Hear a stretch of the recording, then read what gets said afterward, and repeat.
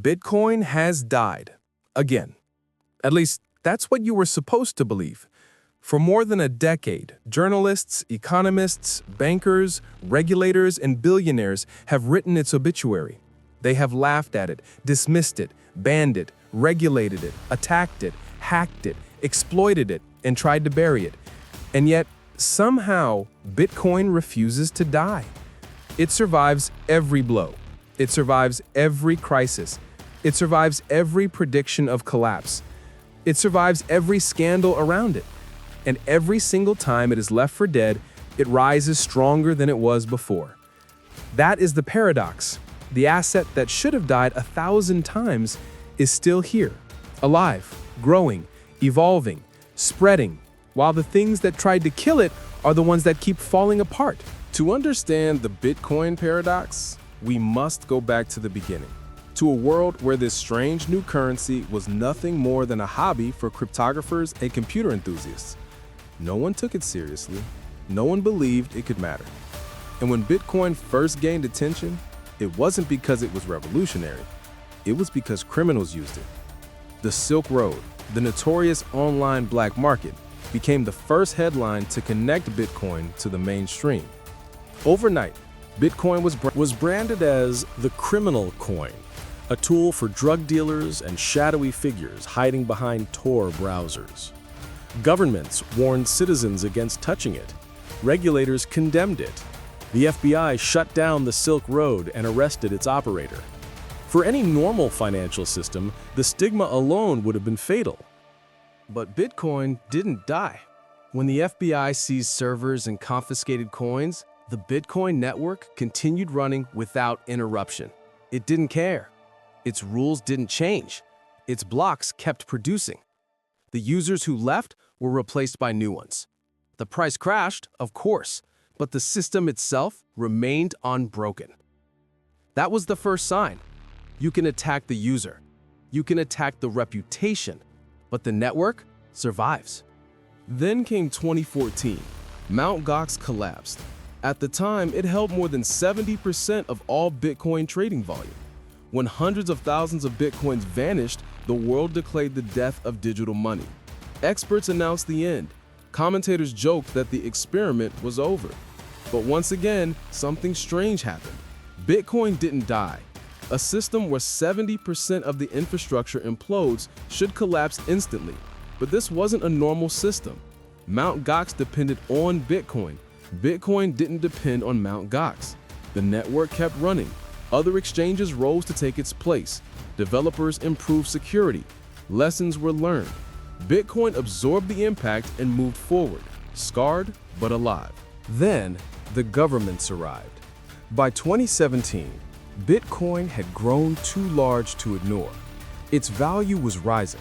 Its network was expanding. It was being used across borders, across continents, outside the reach of the traditional financial system. And governments, especially authoritarian ones, did not like that. China launched the most aggressive anti-Bitcoin campaign in history. They banned exchanges, they banned ICOs, they banned trading, they even banned discussing Bitcoin online. Mining rigs were seized by officials, factories shut down, machines smashed and stripped. It was the kind of crackdown that should have been fatal. If any country could kill Bitcoin, it was China. But Bitcoin didn't die.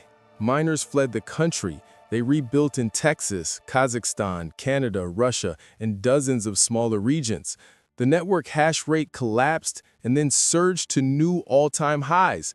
A global organism had shed one of its limbs and regenerated. China's attack didn't weaken Bitcoin, it decentralized it further. It forced mining into new territories. It strengthened the global distribution. The very thing meant to suffocate Bitcoin ended up making it more resilient. Meanwhile, the United States took a different approach. Rather than banning Bitcoin, it regulated it into the financial system, layer by layer, year by year. Exchanges became licensed. Custodians became regulated. Brokers adopted KYC and AML compliance. The government realized something. If you cannot kill the network, you can at least observe it. Control the ramps, control the exits, control the players around it.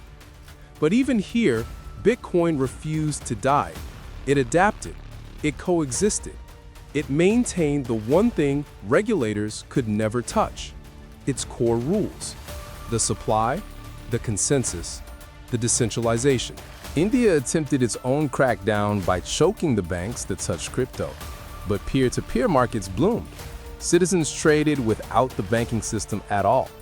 Europe attacked Bitcoin from an environmental angle, labeling it an energy-consuming threat to climate goals. Yet miners migrated to renewables, hydro, geothermal, stranded energy, power that was previously wasted.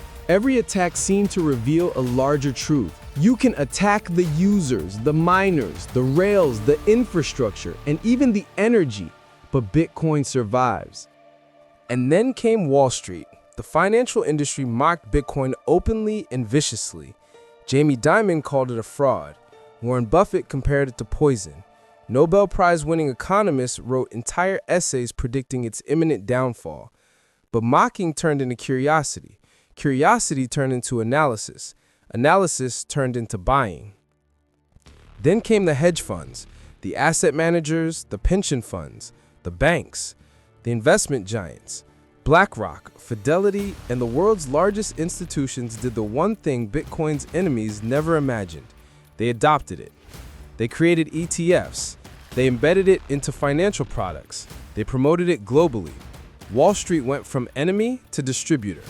The system that fought Bitcoin ended up institutionalizing it. But even that wasn't the most shocking twist.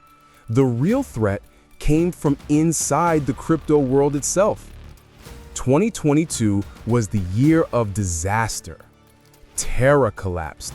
Luna spiraled into oblivion. Celsius froze billions. Three Arrows Capital imploded. BlockFi failed. And then came the giant, FTX. A collapse so massive, it shook the entire global crypto ecosystem. Billions disappeared. Trust evaporated. The entire industry seemed rotten from the inside out. And yet, Bitcoin survived. The scams weren't Bitcoin's fault. The leverage wasn't Bitcoin's fault. The fraud wasn't Bitcoin's fault. When the dust settled, Bitcoin was still standing, untouched, unbent, uncompromised. The asset with no CEO, no foundation, no marketing department, and no insiders ended up being the only one the crisis couldn't corrupt. Bitcoin didn't need to apologize for anything. It didn't break its rules, it didn't inflate its supply, it didn't freeze withdrawals, it didn't collapse. Everything else did. So the question becomes, why? Why does Bitcoin survive every attack? The answer lies in its design, its mathematical skeleton. Bitcoin is engineered with a fixed supply. 21 million coins, never more. A property no central bank can replicate. No committee can vote to change. No politician can override. It is a monetary system immune to the inflationary pressure that defines modern economics. Then there is decentralization. Thousands of nodes across the globe, each enforcing the same rules, each validating every transaction. There is no headquarters to raid, no server to shut down, no CEO to arrest, no boardroom to intimidate. Then comes the mining system, proof of work, where energy becomes security, where attacking the network costs astronomical sums, while defending it remains inexpensive for participants. Incentives align in a way no other system achieves. Attackers burn money. Defenders earn it. Bitcoin's architecture gives it a strange property. It benefits from stress. It becomes stronger from adversity. It is anti-fragile. Every failure, every scandal, every ban, every ridicule, every crisis teaches the world what Bitcoin is and what the traditional system is not. Scarcity, transparency, immutability, openness, the very things governments and financial institutions struggle to maintain, are the things Bitcoin guarantees by design. Bitcoin's architecture gives it a strange property. It benefits from stress. It becomes stronger from adversity. It is anti-fragile. Every failure, every scandal, every ban, every ridicule, every crisis teaches the world what Bitcoin is and what the traditional system is not. Scarcity, transparency, immutability, openness, the very things governments and financial institutions struggle to maintain are the things Bitcoin guarantees by design. And that leads us to the final paradox, the truth behind all the others. Bitcoin does not survive despite the world. It survives because of the world. Every time a central bank prints money, Bitcoin becomes more relevant. Every time a government inflates its currency, Bitcoin's fixed supply becomes more meaningful. Every time a bank fails, Bitcoin's independence becomes more attractive. Every time a country imposes capital controls, Bitcoin's borderless nature becomes essential. Every time surveillance increases, Bitcoin's permissionless design becomes a shield. The system unintentionally creates the conditions that make Bitcoin necessary. Bitcoin feeds on the fragility of the financial world. It is a mirror held up to everything the system tries to hide: debt, inflation, censorship, manipulation, decay. Bitcoin thrives because the world keeps giving it reasons to exist. The harder the world pushes against it, the stronger it becomes.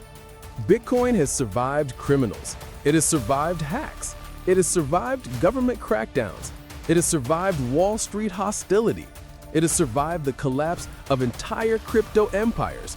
It has survived predictions of failure for 14 straight years. It survives because it was built to survive. And perhaps it will outlive everything that tried to destroy it.